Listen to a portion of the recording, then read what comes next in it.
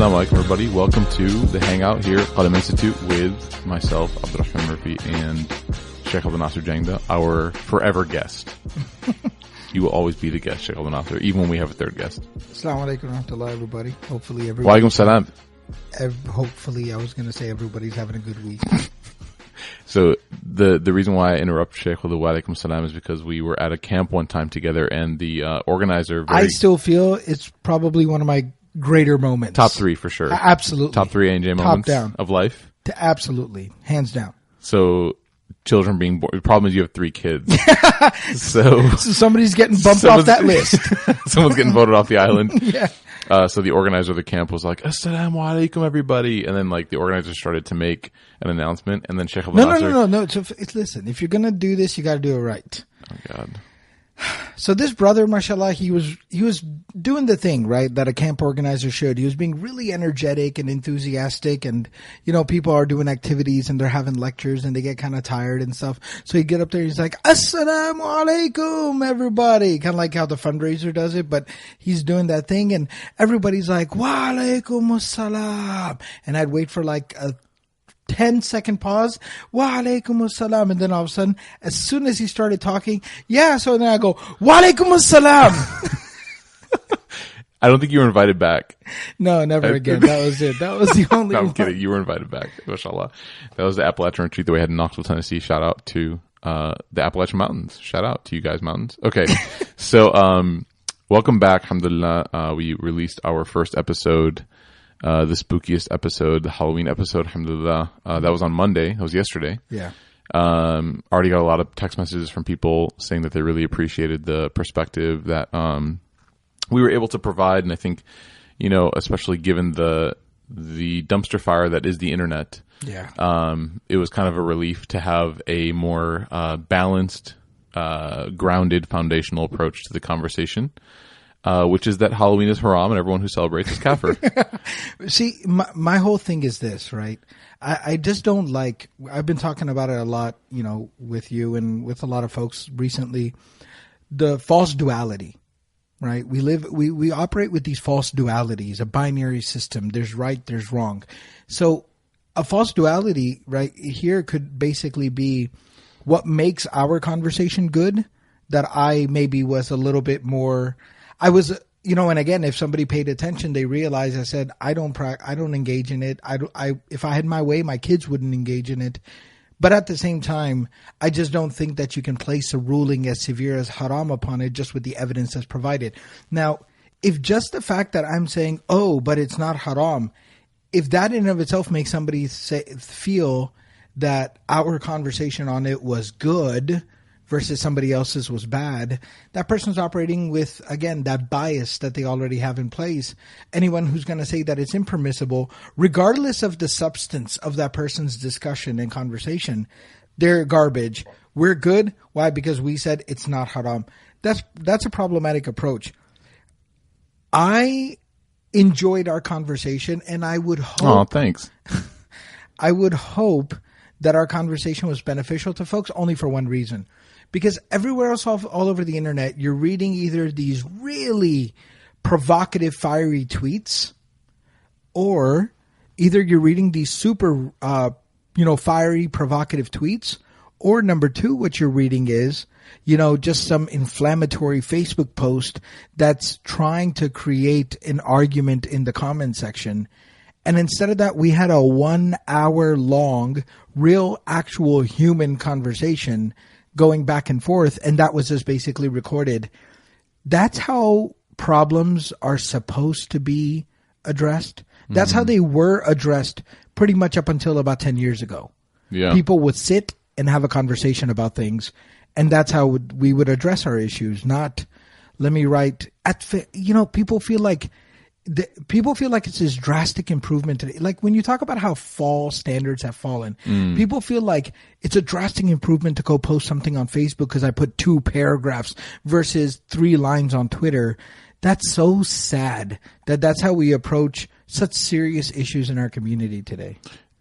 One of a good friend of both of ours, and you know, a mentor to me, and one of my earlier teachers in like community work was Omar Muzaffar, a good friend of ours, alhamdulillah. Shout out to Omar Muzaffar. Zamuffer, we call him. Yeah. And he has this term that I love about people who take their community and spiritual activism to the internet, and he calls it slacktivism. Awesome. And the reason why is because in his words, there's the apparent feeling of achieving something, doing something, when in fact there's really nothing. You know, and like when you type out paragraphs, like nothing's really accomplished. It just reminds me of work, that word, because of the Slack app. I don't know why. Oh yeah, that's true. Okay, so we won't call it that. There's also like hacktivism, which is like you're not really doing it, you're just a hack. I like that one. Yeah. It's more offensive. That's why I like that one. Yeah. Okay. Makes sense. Very nice. You'll be using that, inshallah. So today, what do we want to talk about today? Cubs are in the World Series. Game 6 tonight. I haven't been keeping up, and it's really interesting because baseball was kind of like the first sport I played and stuff. It's a lot of fun when you're a kid, just getting out there, whacking the ball and just running the bases and throwing a ball around the field. It's a lot of fun, and I did kind of watch it for a while. I realized, by the way, really quickly that going to a baseball game really sucks. It's the worst. Yeah, and I realized, I was like, but why do people go? And then as I got older, I started to look around the stadium and pay attention. Why are they all drinking apple juice? Exactly. I just realized they have a great time there because they're just plastered the entire time. It's not apple juice. So, but it's been really funny. It's just with life the way it is now, with the seminary full time, bunch of other qalam stuff, then 3 kids. Yeah, I haven't watched any of the, I always used to watch the World Series. I haven't watched any of the World Series. Yeah. I'm we grew up in the north side of Chicago, north suburbs, and so we're, default Cubs fans. Yeah. But I think the Cubs have been getting better and better. I've been paying more attention since they got a new manager, general manager, Theo, the guy from Boston, the wonder child. Yeah. He's like 30-something years old, already has like 3 World Series championships. Amazing. Just an incredible mind. So I've been paying a lot of attention. It's easier to pay attention to sports when your team is doing well, which we'll come to, Cowboys. You see my cup I'm drinking out of? I do see that, yeah.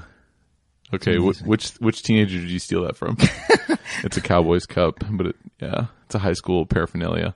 So the Cubs are doing okay. Well, actually, they're not. There's 3-2, so they need to win 2 straight games in Cleveland to win the World Series. And I had a very interesting experience watching the game the other night. I was watching the game. It was a close game, very close game, and the Cubs have this really, really good closer. Chapman, and he's someone that can throw like 106 mile per hour fastball. Wow. Just insane. And my hands were sweating when I was watching the game. Like I was having like psychosomatic reactions to my nervousness, even though I'm not playing and I'm not even there, but like I was so into it. You don't have any money bet on it either. I don't have any money bet on it, right? But I was like very nervous, and I remember also having this feeling when I was watching like swimming, the Olympics, like because it's so high energy and such. I almost had like an adrenaline rush. Think of like last 10 seconds, Lakers are down by 2. You're watching Kobe. That nervousness you feel. I was watching your Snapchat the other night and got a little window into the A&J emotion when the Cowboys are playing. This is, by the way, why I don't like to watch Cowboys games with other people. You actually, so Sheikh Abdel Nasser actually has a very short list of people that he can watch sports with, particularly Cowboys games, because, why don't you, I want you to explain it. I don't know.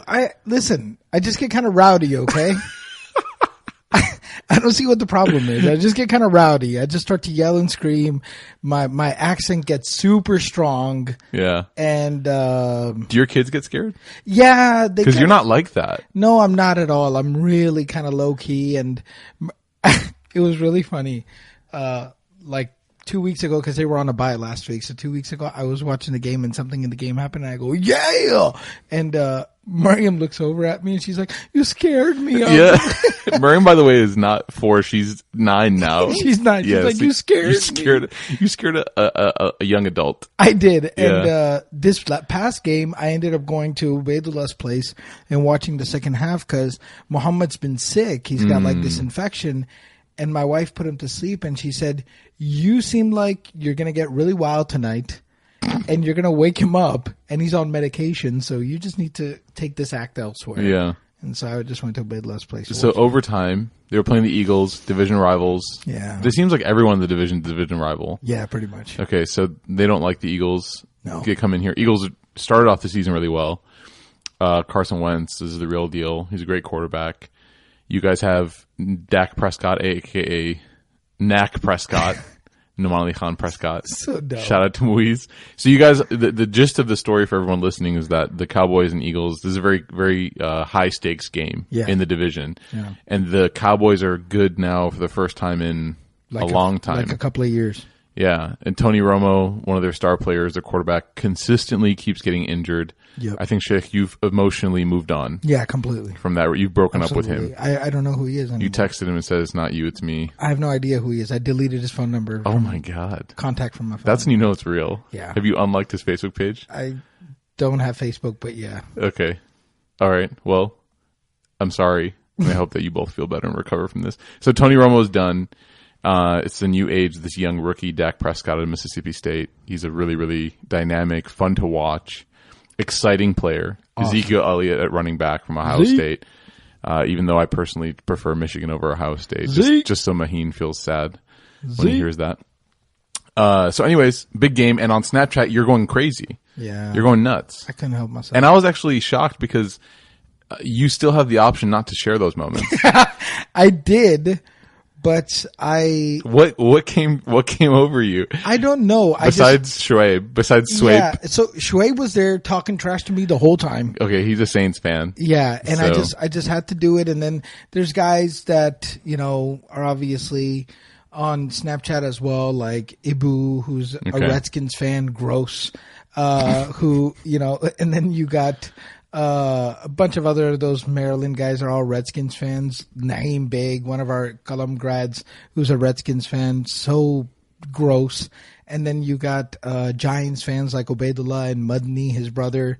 I just wanted them to see, what a winner looks like. Okay, so you wanted to put that out there for the world. So the question came to me when I was watching that was. What will people think?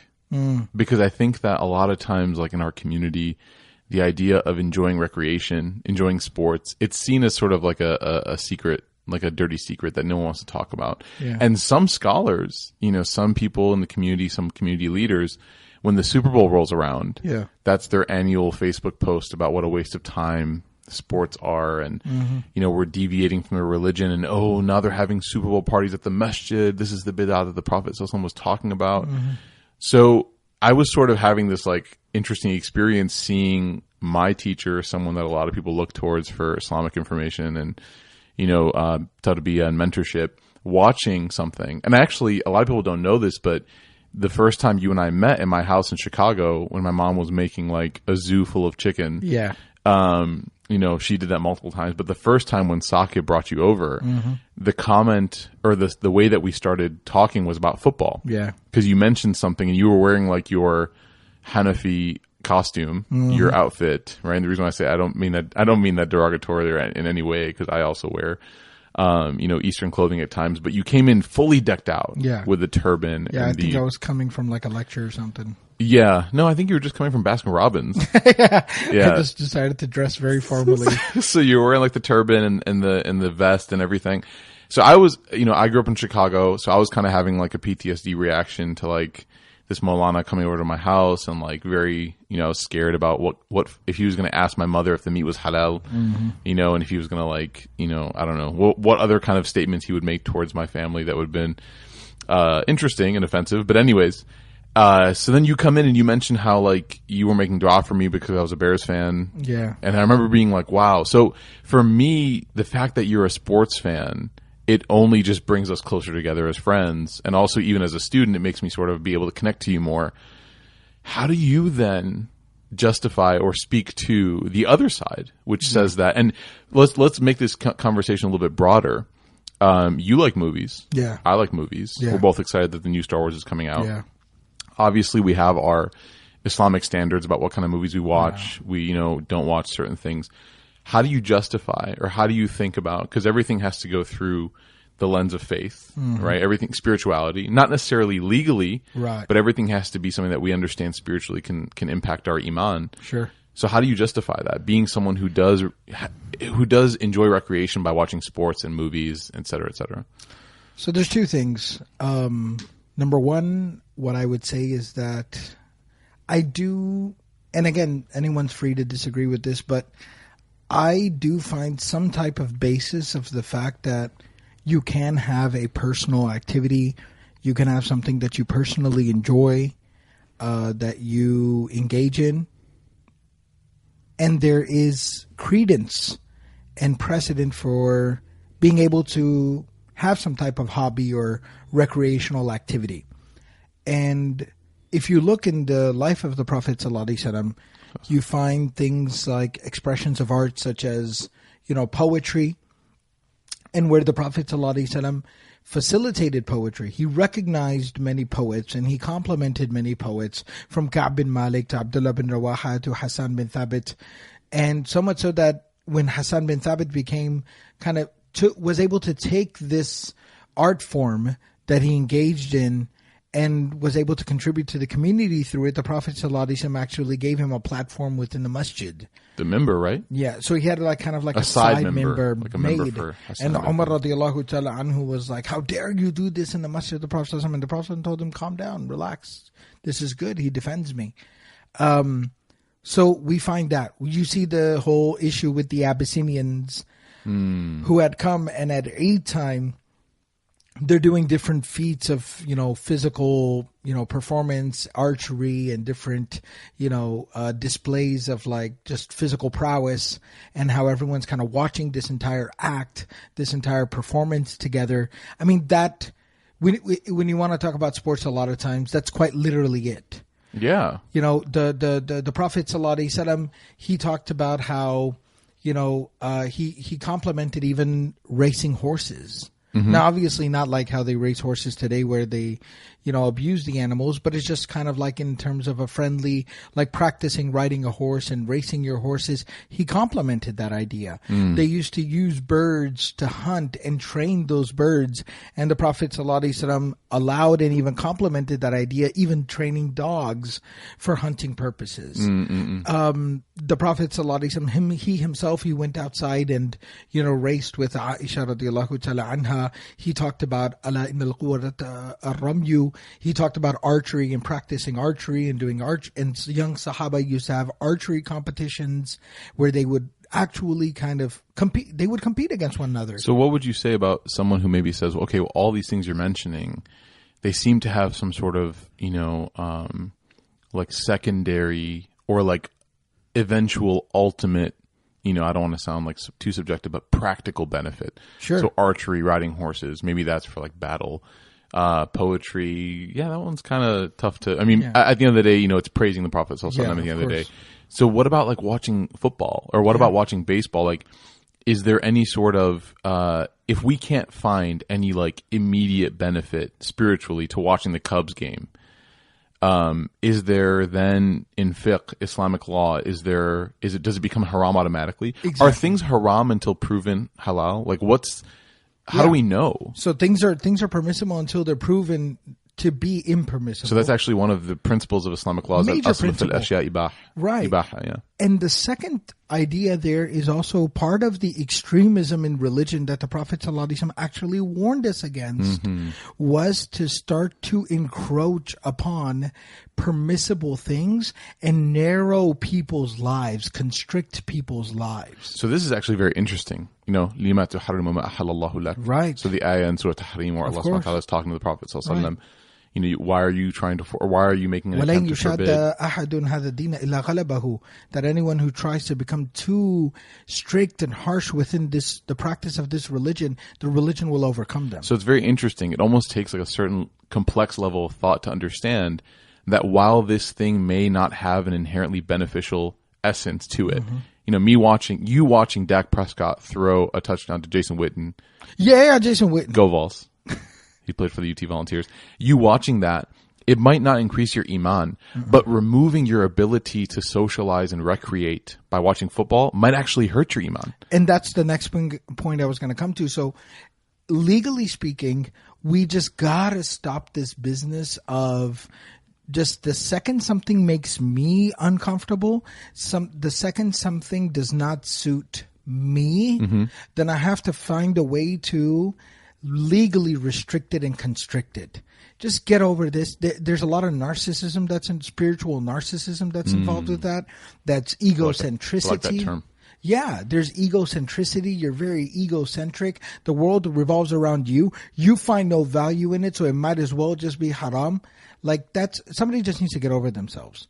The second thing is, from a spiritual perspective, somebody could be like, okay, yeah, let's take the conversation to spirituality, because spiritually speaking, you're sitting there, the athletes are running around, they're cursing, swearing, they're throwing the ball around, they're hitting, knocking the daylights out of each other, commercials are problematic, and all this kind of stuff. Absolutely. I would 100% agree with everyone with all those points. But what I would also say is, if we're having a spiritual conversation, spirituality, is it not also a principle that something that preoccupies you, something that can keep you away from harmful, detrimental, spiritually damaging behavior, conduct, involvement, bad company, can actually be a good thing? Like when we get together for the Bears game, you Yep. came over a few weeks ago. Yep. We all prayed Maghrib and Isha and Jama'ah. Yep. And we were sitting in good company. And in between, actually, most of our conversations were about life. They were about our work. Even our studies. They were about because it was our all students at the studies. seminary. It was all students. It was Shoaib, Yeah. Anis, Swaip. who Very you may have seen notorious making from the Snapchat. mad cameos in your Snapchat. So Shoaib, year 1, Anis, year 2, Yeah. Ubaydullah, year 2, Yeah. myself, year 0, Yeah. year forever. Yeah. Inside joke. I'm basically like I'm like a existentially forever seminary student with Sheikh Al Nasser, and then you yourself, the instructor. So we had like seminary people over talking, and during commercials we would like basically turn the TV off or turn away from it. Yeah. We'd We were in the kitchen making coffee, making tea after dinner, and just like, hey, remember that one hadith we read? Like, I've always had a question about it. Very real. I mean, this isn't even like staged. No Snapchat was being used. No. We weren't even planning on recording this episode of the podcast. This was real life. Yeah.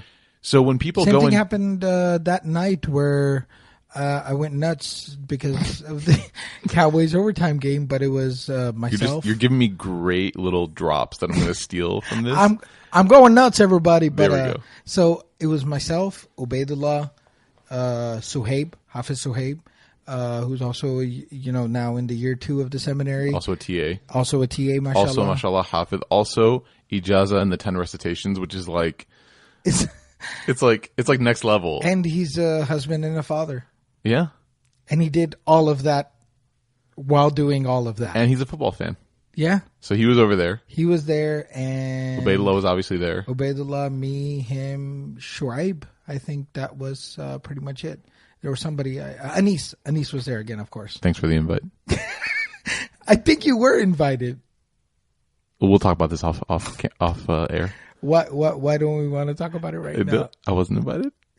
No, actually, I think I was at someone else's house. Yeah. Yeah. So. And it was the same night as the Cubs game. Yeah, yes, it was like a really emotional night for me. Yeah. So you guys were all there, and the same thing was happening basically. Same thing during commercial, the during game halftime. was on. We were sitting on we weren't even sitting in the living room on the couch. I only went to the couch during the overtime because I just couldn't deal anymore. But we were sitting on the dining table back there. We were having tea. We were talking about, Anis was telling us about all the recent questions. He teaches high school students Islamic studies a couple of days a week. So he was talking about all the recent issues, all the recent questions that have come up, and we were just all discussing them and debating them and kind of talking about how would you address this, how would you address that, how would you address that, how would you address this, and game was on in the background. But even for people who maybe don't discuss Sahih Bukhari in their free time, just being in a place where you're not surrounded by negative elements, toxic elements, let's say, and that itself is reward worthy. Listen, and I don't know. I understand that people want... Is it haram to have a good time? No, and I understand people kind of want like a little bit more of an insightful analysis or whatever. If I broke it down really, really simply, look, here's what it boils down to. the time when I was growing up particularly, and it's even relevant today, but I am talking about while I was growing up, because now we're saying those same things about some of the things that young people today do. But when I was growing up, there weren't a lot of fancy video games like there are. There was no internet. There was no nothing. There weren't actually a lot of Muslims. There was practically no Muslim community around here. And football became, something that we kind of latched onto and became a pastime. And I'm certain, I know for a fact, and because I was already doing some stupid stuff and kind of just being on the fringe of doing something stupid enough to get you in trouble with the law. But if it was not for football and kind of that pull that football provided and kind of that preoccupation that it provided, I probably would have done a lot more regrettable stuff and maybe even done something stupid enough to get me legally in trouble. Mm-hmm. And I would like for somebody to be able to, address that and be able to explain to me how that wasn't something that was helpful to me. And the reason why we're even talking about this in the frame of Islam is because while Islamic legality is not something that should be, the residue of it should not be on everything and no one should be beaten over the head with it. We do obviously as Muslims have a responsibility to our own iman, our faith, of course, to kind of like evaluate our actions. Right. So while we're not bringing Islam, quote unquote, into everything in a legal sense, from a worldview perspective, like how do we view the world? We should ask ourselves these questions, like, is what I'm doing okay? All the time. And there's a lot of times where you might actually, as you get older, realize that what you are doing is actually, in fact, detrimental to your faith. Absolutely. And so you're like, maybe I should stop.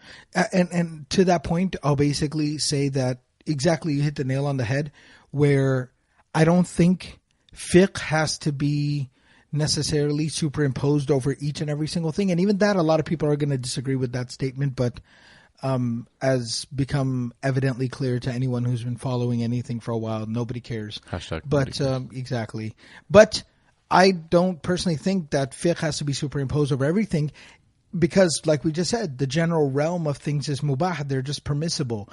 But spirituality does flow through everything, permeate it's like everything. Oxygen. Exactly. Yeah. It's everywhere. It's in everything. And spirituality is very important. You got to always consider. And I think the 2 points that you said right there. Number one, I like that because, to be very, very honest, when you ask me, does following sports, football, basketball, or movies, is that good for your spirituality? Just the question makes me a little uncomfortable, makes me squirm just a little. And that's something we always have to be willing to do, is hold ourselves accountable and ask ourselves tough questions. Mm-hmm. Stop asking. So this is where some of it comes in. Stop projecting and stop asking other people tough questions. Ask yourself a tough question. So if you are the kind of person who just has never had any inclination towards sports, but maybe you're really into food. Maybe you're really into eating out at fancy places and spending hundreds of dollars on a single meal. Ask yourself. Or like driving 45 minutes to eat something. Yeah. Ask yourself, is that justified? Is that spiritually good for you? And honestly speaking, when you read the Tazkiyah text that you and I have read, yeah, hunger and food are like really, really big issues. Huge. I don't see them mentioning a lot of like, social time with friends being a detriment as much as I noticed that scholars mention overeating. Yes. And making food like a maqsad of your life. Exactly. Like a purpose and a goal of your life. And there's so many other things, right? I see some people who are like, okay, I don't follow sports. I don't like spend excessive amounts of money eating in fancy restaurants, but this person spends 3 hours a day in the gym. Mm-hmm. Okay. I'm not going to criticize somebody for being healthy and being in shape. I constantly need to work on it, and I do try to work on it. However, that being said, spiritually, isn't there something better you could do with 3 hours? Okay, maybe give an hour to the gym, but you've become a gym rat. 3 hours now.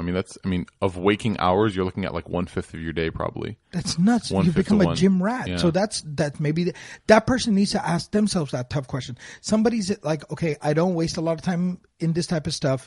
I don't follow sports. I'm not spending hundreds of dollars on a single meal, but this person is just obsessed with cars and they spend, all weekend, every single weekend, 8 hours on Saturday, 8 hours on Sunday, just parked in their driveway, just adding one little thing to the engine of their car that's going to add 10 extra horsepower. Mm-hmm. Okay. Spiritually, are you making the most of your life right now? So I do think you're very on the dot for asking that question. And I have to have the willingness, the spiritual awareness to be able to check myself and ask myself. And I will make 2 admissions here in light of that. And it's my own personal business, but part of the podcast is to just kind of talk to folks and maybe kind of help them, figure some of this stuff out. I'll make 2 admissions here. Number 1, I've really drastically made it a point, because I hold myself accountable. Like, you texted me last night and you're like, yeah, Bears won. And I was like, oh, really? Did they? Because I didn't watch the game. Oh, you weren't just insulting me? I wasn't insulting you, even though I had no motivation to watch the game because I was like the Vikings and then the Bears. I was like, the Vikings are doing well this year. They're doing okay. Okay. They're doing all right. No, they were actually doing really well, and the Bears beat them. They're doing all right. So, mashallah. Mashallah. But so you didn't even know? No, I didn't know because I made it a point. Something. I made it a point to kind of say that, okay, Cowboys were playing Sunday night. It was a division game. I was kind of into it, so I watched it. But because I watched that, I am a father. I do have 3 kids, and I do have better things to do with my time. I have a wife that I want to spend time with. So what I'm going to do is I'm not going to watch the game tonight at all. I'm going to, play games with my daughters. Tuck them in for bed. My son wasn't feeling well, so I'm going to sit with him for a little bit, then tuck him in. Then I can actually sit and have an adult conversation with my wife. That's what I'm going to do with those 3 hours instead of watch that game. So I did, as an adult, have to start making those decisions about cut down the amount of time I do invest into it. And then the second thing is, and I kind of broke that rule on Sunday night, but like I said, I kind of did it just because and again, this is going to sound like I'm making excuses, but I swear to God, which is what people say when they make excuses. Go ahead. I was provoked. Okay. I did make it kind of a point to not. You're not on trial right now. Listen. Why are you sweating? Leave me alone.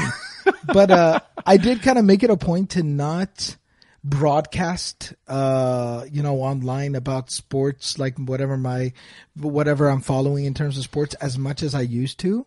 But, I did kind of indulge a little bit because, before the game even started, I started getting the tweets. I started getting the message on Snapchat. It's like, game tonight, Cowboys going to lose. And I was like, listen, you stupid person. They poked the bear. Right. Yeah, exactly. Some dude who had like Philadelphia in his Snapchat name, and I don't even know who he is. It's like, why are you talking to me? He's like, Assalamu alaikum, Sheikh. Just thought I would let you know Cowboys are going to lose tonight. I was like, why would you mess with me? Now look what happened. It's not very nice. Not nice at all. No one ever remembers the first punch, though. It's always the second one. Listen, the knockout punch, baby. It's Mashallah. That's okay. Okay, so another thing, and this ties into it, a lot of people might not be sports fans. Yeah. They might play video games. They might watch a lot of movies. They might be really into certain actors and actresses. So is that analogy? Is it universal? I just think we got to get out of the shaming business. I just want somebody to show me one example of where shaming somebody ever resulted in some type of positive behavioral change. Because and I'm not guilty of the shaming. Maybe, hopefully, may Allah protect me and forgive me if I ever have. Honestly speaking, but for me, like my wife is really into Bollywood. And she's really responsible about what she watches. I've actually watched a couple films with her. It took a few weeks, but we made it through, alhamdulillah. Because they're like 19 hours long. It's like driving to Toronto from here. Seriously, it's like, hey, do you want to fly around the world 3 times, or do you want to watch one Bollywood movie? And it's like, as far as the time investment, no, she's into it. And honestly, I can see her point in that it is a very different kind of movie. It's a very different kind of. It's almost like a musical. Yeah. It's different. It's different. Yeah. And she obviously, shares with everyone sort of shock and disgust about how lewd it has gotten recently. It's become basically softcore pornography, to be very honest with you. I mean, I'll be at Desi restaurants sometime eating, and they'll just leave the TV Isn't it just embarrassing? And yeah, it happened to us after Juma. It's so, yeah. Well, that was Arab. Yeah. Which is, there's just like It was even like worse. Yeah, it was like Lebanese or something TV, and we're just having lunch, me and Ubaidullah after Jumu'ah, and this stuff is on TV. And myself, but it's okay. Yeah. Again. I said you, me, and Ubaidullah. You said me and Ubaidullah. And this is recorded. Are we fighting? Are we fighting? Maybe. But we're just in there eating, and again, just talking about adult stuff and like real life stuff. And then there's these like gigantic screens in the corner that just has like unnecessary garbage on it. Yeah, like super. And I remember I stopped and I just kind of pointed at it and I was like, what country does this come from? Because all y'all look the same to me. So what country does it come from? Make America great again. Make Arlington great again. We all look the same. So my wife like fully recognizes the lewdness, and like we've even sat together as a family, like her, myself, her mom, and her sister. We've kind of discussed, and they're all sort of taken aback by how like just lewd these things are. Yeah. But there are some that are a little bit more classic, and they have like universal timeless values, and right. I don't know their names, but like, there are stuff, and sort of the classic ones, I really don't know their names. Gulab Jamun, Gulab Jamun, Gulab Jamun. They're all called Gulab. You're just so jealous. Gulab Jamun Part 1, Gulab Jamun Part 2, Gulab Jamun Sheikh Part 3. Nasser's mad that whenever I'm speaking to an audience and I use like an Urdu phrase, Gulab Jamun, the audience goes nuts. And not that I do it because of that. You just do it in inflection of tone. I'm trying to be relevant to them. You just do an inflection of tone. It's like Gulab Jamun. I'm trying to be relevant. I know Urdu poetry now. You can't say this anymore. I know Urdu poetry now. Okay, so these movies. So my wife is talking about this, and there are times where I'm like, I have to catch myself, and I'm like, why is she so into this? But then I realize like my hands are sweating at a Cubs game, and it's like it's the same thing. It's the same thing. Sometimes people who are trying to be more devout and religious, they have hobbies that they love, that they are unable to analogize and make that connection, that the person that you're criticizing simply because you don't like it, which is what you basically just got done saying, just because you don't like it doesn't mean it's not the same thing. Yeah. It's exactly the same reaction. This person is very invested into this art form. I'm invested into this sport. Why can't we just sort of like live and let live so long as it's not haram? Yeah. So we're not talking about movies that are like explicitly problematic, right? Like Bad Santa and these other things that I just saw a commercial recently. That's why it came to mind, but not those. Those are clearly problematic, and even sports, like there are some sports that might be inherently problematic. Yeah. Just by the way that someone is dressed or by what it does. Like I've always been, to be quite honest, I've always been uncomfortable with boxing. Yeah. Because of just the sort of. And I was going to kind of say that I do think there needs to be. Notice I said uncomfortable though. Yeah. I've never said, I didn't just say, oh, I've always felt that boxing's haram. Yeah. I've always been a little bit uncomfortable with boxing and UFC because of the hadith that talks about striking the face. Yeah. And how it just feels the karama of the human being. It just feels uncomfortable to me because you see these guys after the fights and they're just like their face is like they're deformed. Yeah, it's like, a very good word. You see people with their mushroom ears and subhanallah. And I do think that there needs to also, and I'm just kind of talking to myself and maybe anybody else who's listening, there needs to be enough room for growth and for sophistication over time. Like one thing I have started to become a lot more kind of conscious and aware of is, the concussion problem in football. So we have a couple friends that we know, Hamza and Hussein Abdullah, right? Two brothers, mashallah, played in the NFL. Yeah. Their other brother Abbas, who also played, I believe, in high school and college. Yeah.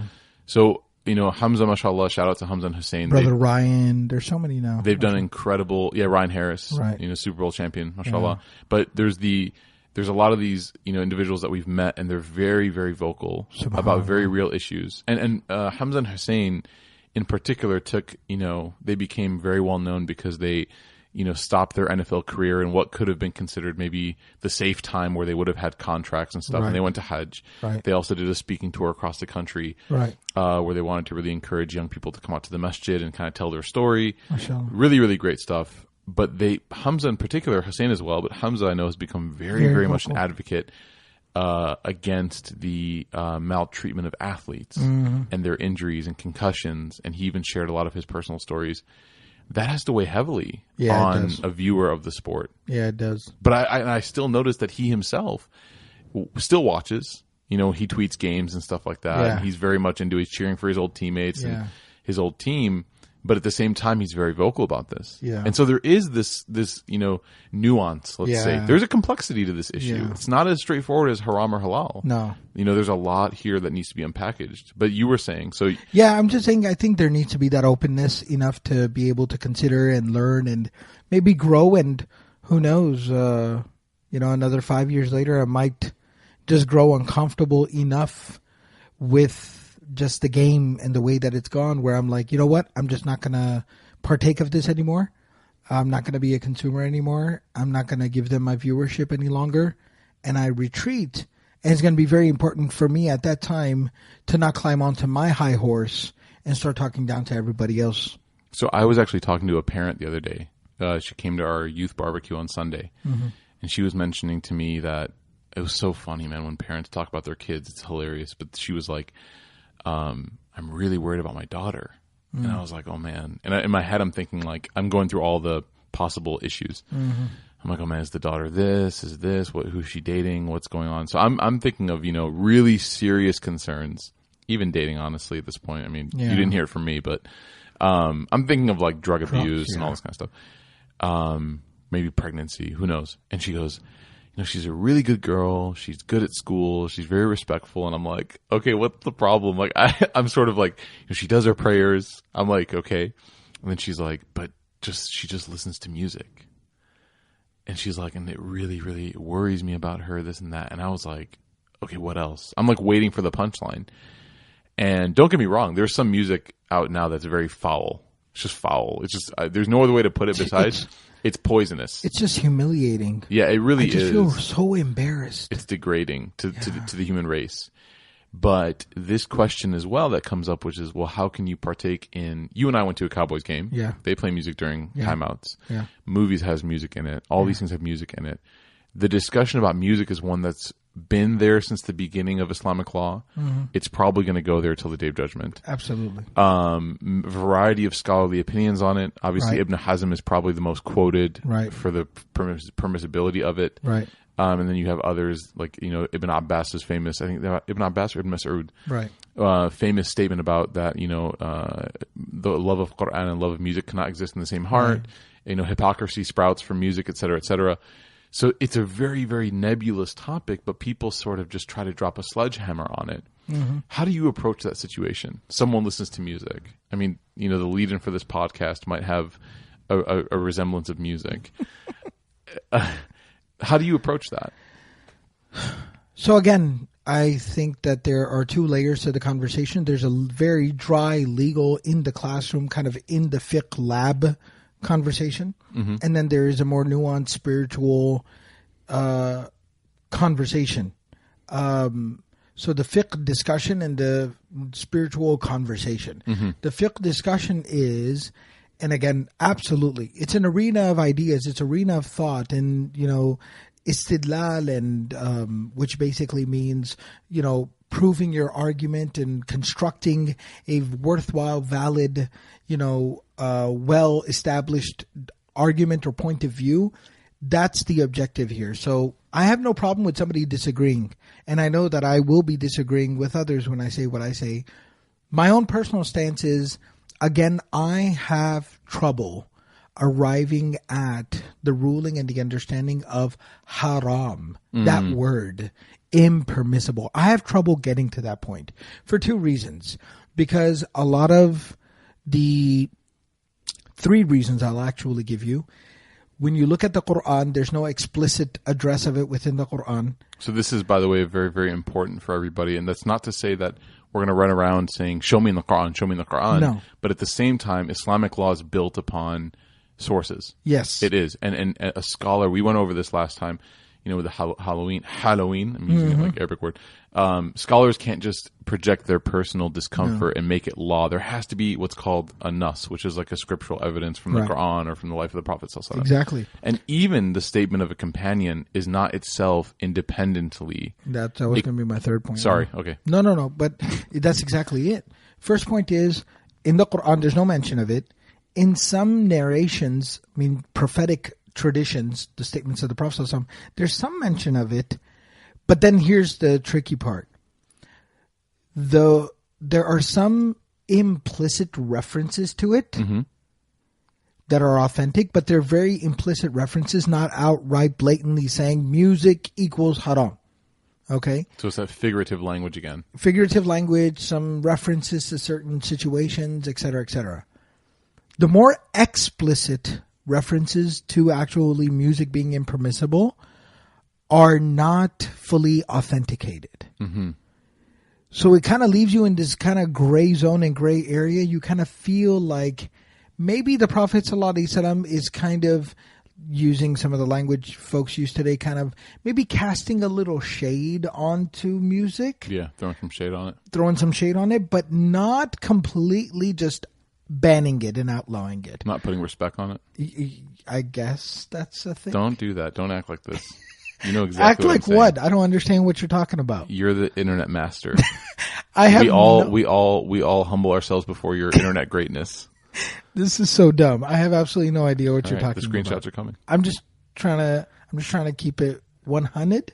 Is it not the correct expression? So you should have said it wrong. Like, I'm trying to keep it 100. 100. Yeah. With the D and an R. Yes. 100. Yeah, trying to keep 100. Okay, so he sort of, alayhi salam, is almost sort of implicitly or referring to it not in necessarily like a positive light, not necessarily in negative, and not a maybe a little, maybe exactly. See, that again is that false duality. It's either recommended or it's prohibited. It's either mandatory or prohibited. No, there's shades in the middle where maybe he's casting a little bit of negativity onto it, but not outright prohibiting it. Can we think of another example from the life of the Prophet ﷺ where he himself casted this shade onto it, didn't partake in it himself, but didn't outright forbid it? I already have one. Go ahead. The dub. Yeah, the lizard. So Khalid bin Walid offered him lizard. Yeah. Dub, desert lizard. Look it up. It's beautiful. It's so tasty. It looks like a mini dragon. And fat dragon. Yeah. And the Prophet ﷺ said, I find myself not needing this. But Khalid loved it. Yeah.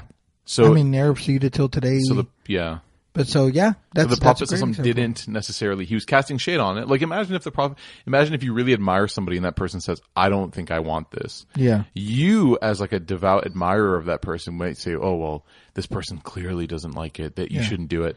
But he sat on the same spread where they continued to eat it without partaking of it. So there's something similar in the same vein. So he's maybe that's what he's doing here, and so then the third thing I was going to mention, the third element is that there are a lot of authentically attributed statements of the companions, and particularly more so the tabi'un, right? That's that third generation that came. So the companions of the Prophet and then the next generation. So companions of companions. Yeah, companions of companions. So there's a lot of authentically attributed explicit statements there. Now, this is a really nuanced issue, and it's maybe even somewhat outside the scope of even a podcast. But I'll encourage somebody, definitely sign up for a class, whoever it may be with. Faith intensive. Yeah, but, obviously I more so recommend come study with us. We'd love to have your company. But there's a little technicality, and that is a companion is somebody that we respect so much. A Sahabi, radiallahu anhu, that's why we say radiallahu anhu, may God be pleased with them. We respect them and love them and admire them so much. We name our kids after them. We name our kid. I have a daughter named Aisha. Aisha, right? That's what she's named after. So we have so much respect for them and admiration and love and regard for them. That being said, there is a rule in Islamic law that when a companion says something that is not the product of like a rational thought, that's not an extrapolation of a ruling, they're communicating some information that cannot be acquired except by means of the Prophet or revelation, sallallahu alaihi wasallam, then fine, you take it as if the Prophet would have said it. So for instance, if Abdullah bin Mas'ud says, paradise has 7 stages, there's no way he can come to that conclusion rationally. It has to be through divine. Exactly. Yeah. So that lahu hukmun rafu', we take that as a hadith, as if the Prophet ﷺ said it. However, when Abdullah bin Mas'ud says, I don't allow people or my people to listen to music, that is more of a personal thought, a result of his own extrapolation and rational thought and legal reasoning. When he says that, we respect it a lot, but it's not binding. And there could be some very powerful wisdom in it. A huge. For people. Abdullah bin Masud radiallahu anhu, as much as, especially I bring his name up because having a more usul-wise and fiqh-wise, a more Hanafi background, I mean, he's a superhero. He's the godfather of the Hanafi method. He the man. Mm-hmm. But when it comes to like a woman's covering, all right, he had a very, very isolated position. He basically felt like the hands and the face must be covered. Which is interesting because the Hanafi method doesn't require the hands and the face to be covered. And or in fact, even the feet. Yeah. Only the Ahnaf allow for the feet to not be covered as well. So let the feet breathe, sisters. So he's got a very isolated position, and that's why it's so important to note that a Sahabi's ruling is not binding. I just got the weirdest email. Sorry. Yeah. This is really bad. What's that? Abdel Rahman, save 7% on a new Maserati. Why are you getting emails from Maserati? I have no idea. When did you subscribe to the Maserati email list? Cullen's paying me too much. So anyways, okay, so Abdullah Masood says this. He has a very nuanced position with regards to women's clothing. Yeah. But that's not legally binding. Exactly. So same here. Fine. Yes, with all due respect and love and admiration, Abdullah bin Masud, Abdullah bin Abbas, all these very esteemed, high-ranking companions, illustrious companions of the Prophet Muhammad sallallahu alaihi wasallam, they said that maybe they felt, music should be impermissible, should not be allowed, but that is their extrapolation, and it is not absolutely binding. Okay, so how do we then interpret, for example, the famous hadith of the Prophet ﷺ where the companions were laughing, enjoying themselves, having a good time? Mm-hmm. Probably not much unlike us having a good time watching a football game. Yeah. And the Prophet Muhammad ﷺ came to them and said, if you knew what I knew about, the reality of this world and the next life, etc., you'd be laughing less and you'd be crying more. Yeah. This hadith is oftentimes used to, I don't want to say shame because it is a hadith. It is a teaching of the Prophet Muhammad sallallahu alaihi wasallam, but it's used to sort of impose upon people a restriction of socializing and having recreation and having fun. Now, we just talked about there were times companions had a lot of fun. The Prophet sallallahu alaihi wasallam had a lot of fun. Absolutely. I mean, there were some narrations where the companions laughed so hard they fell on their backs. Yeah. But how do we now recognize this hadith? Was it a certain time that was very serious? That's was right. it a certain topic that was very serious? Like what was the context? The first thing that's very important to note is that was said in the masjid. Oh wow. Pretty much problem solved. Yeah. It just goes to show you, like, a little bit of knowledge goes a long way. Long way. Because how many khatibs have stood on the minbar and used that hadith to guilt everybody? Yeah. And make everybody feel like, your life just has to suck. Yeah, like you're not allowed to go home and just be yourself. Yeah. Interesting. Yeah. So they're in a place that's sacred. Yeah. Sanctified. Right. The sanctity, masjid, and we defined this last episode, the place of prayer. Right. They're not in the lobby. No. They're not in the gym of the masjid. No, they're in the musalla. They're in the actual prayer area. Prayer hall, around the prayer time. On the prayer rows. It's kind of like, look, you take out 10 minutes 5 times a day for Allah. Just let these 10 minutes just be for Allah. And it's actually, if you walked into the masjid today, Dhuhr's at 1:30, it's 1:27, and everyone's just joking around. Yeah, everyone's slapping their knees and rolling around on the ground. You might ground. actually say a similar thing. I'd be like, come on, guys, let's try to get it together. Yeah, maybe. I mean, when I first graduated and came back and would work with the youngins. Yeah, I was just going to say the same thing actually. Kids. When I'd bring them into the masjid like prayer time, and it was like 5 minutes of prayer, and they start getting kind of antsy and restless. Teenagers and high schoolers, they start getting antsy and restless, and I would have to just kind of rally them together. I'd sit down with them, kind of make them sit around me. I'd be like, "Come on, guys, I need y'all to rein it in, and kind of keep it together." Did the same thing this Sunday. Yeah, kids were just going nuts, and I just had to say, "Okay, guys, prayers in 30 seconds. Let's all line up, get serious. We're about to thank Allah for everything we have, etc., etc." And yeah, you have to absolutely. Yeah. So. All of this conversation, extremely insightful, very eye-opening. What's the limit, though?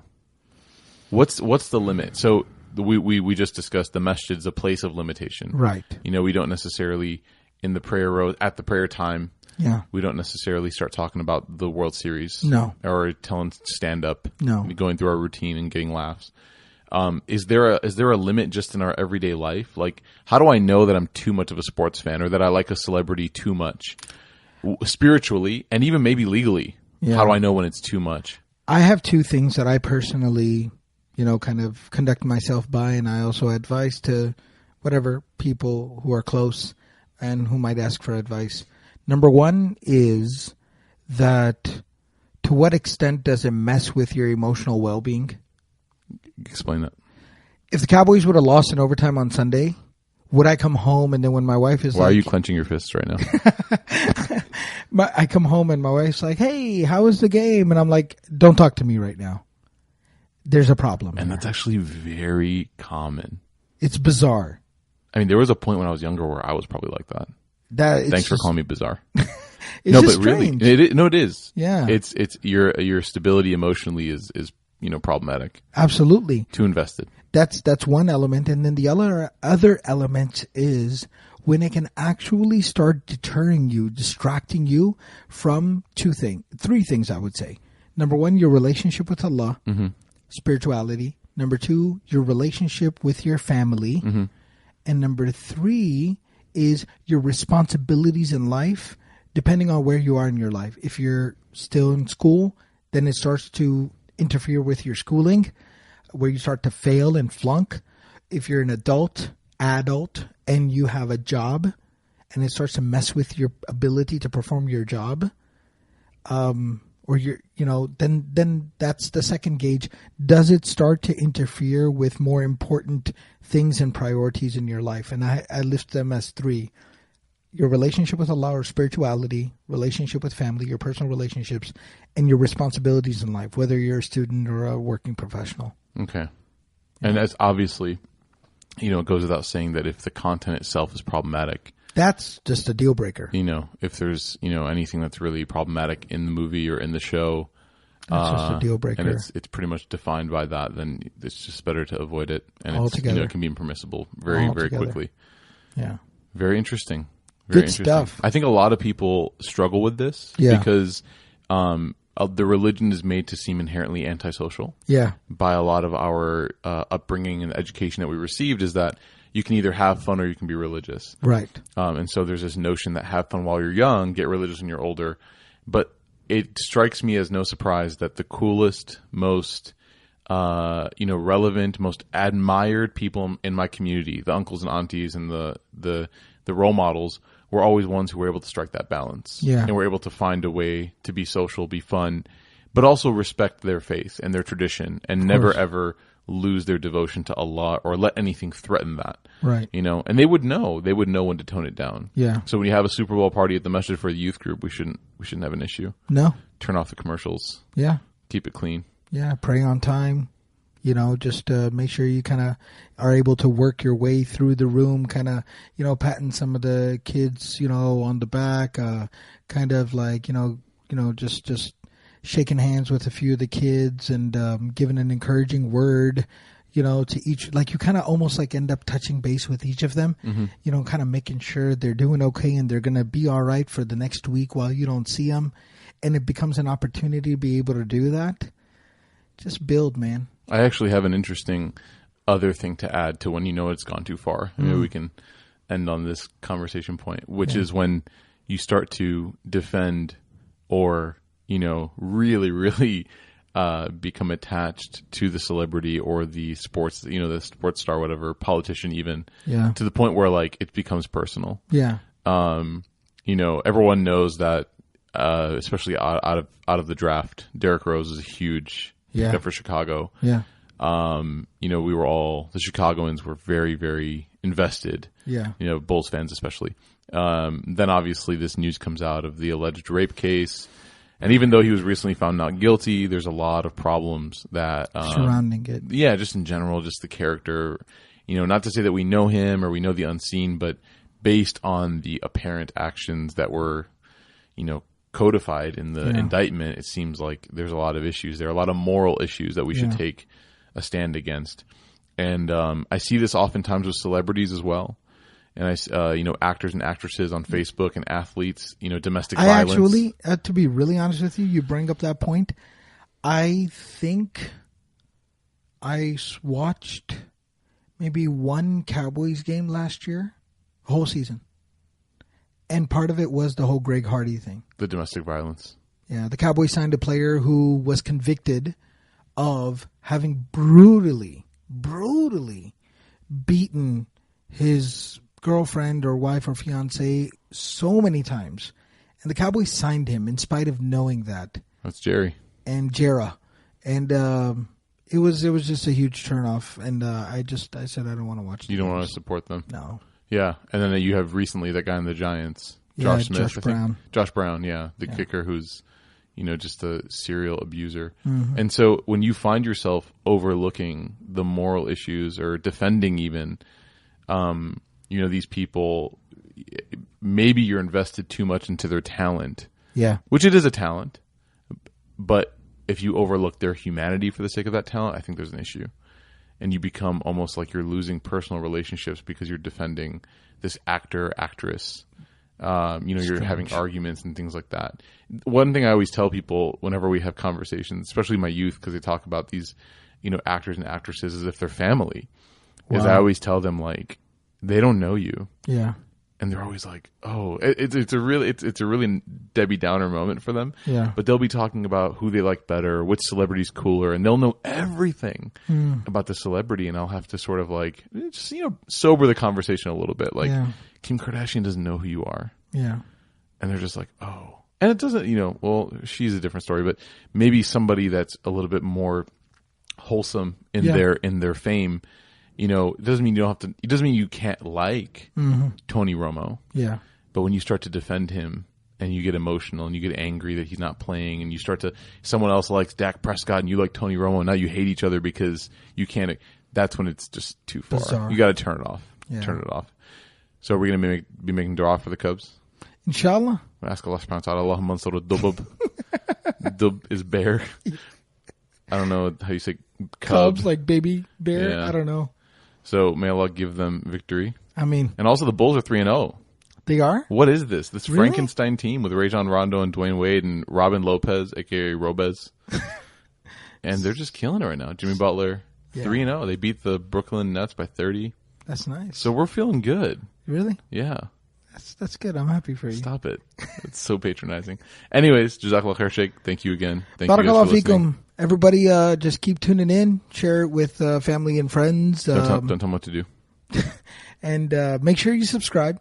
And while you're here, of course, do whatever you're comfortable with. But do take a listen. There's a lot of other stuff on here on the podcast, from Sirah to Lives of the Prophets with Mufti Kamani, and a whole bunch of other stuff. So maybe you find something that you can benefit from. Thank you so much again. Remember, every Thursday morning, come hang out with us. Assalamu alaikum.